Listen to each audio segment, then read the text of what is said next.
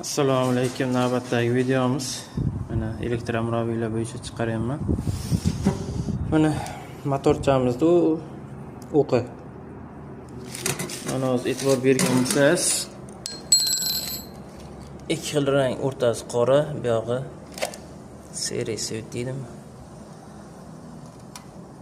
Ikkita motorni bitta qilib chiqarganmiz. Qaysini atmotkasi yaxshi bo'lsa, magnit so'nib qolgan bo'lsa, mana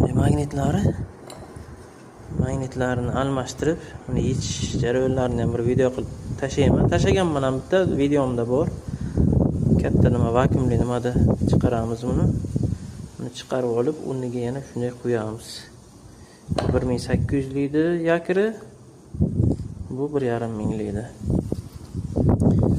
Mana bu motorchamizni ham taxladik. Mana shunday uyga 2-3 ta kuygan nima bo'lgan bo'lsa, bitta qilib chiqarib beramiz. Ustaxonamizga mana kelaverasiz. Hozir shuni ishlatib beramiz mana. Xo'sh, to'kchamizni olamiz.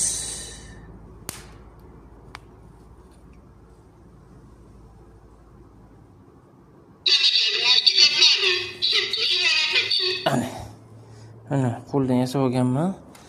Palonkachani qilib qo'yman. Skorsini aytadi, yonganini aytib turadi-da, bilinib turadi tablon o'rniga. Mana endi motorchamizni aylantiramiz. Mana silliqqina aylanyapti. Buni terib chiqdik. Kuygan motorlarni arzimagan pulga 50 ming olishinga sotib olamiz-da. Shunday qilib terib chiqamiz. Kuygan motorlarni olib kelsangiz, mana shunday holdatchikini narsalarni qilib 300 ming so'm xizmatga taxlab beramiz. 1 millionga $100 motor olayotmasdi. Mana shunday nimalarni qilib beramiz. Elektromobil bo'yicha Mansur Usta deb YouTube'dan qidiraverasiz.